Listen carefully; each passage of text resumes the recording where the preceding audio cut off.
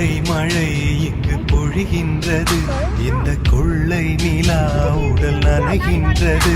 இங்கு சொல்லாத இடம் கூட குளிர்கின்றது, மனம் சூடான இடம் தேடி அலைகின்றது.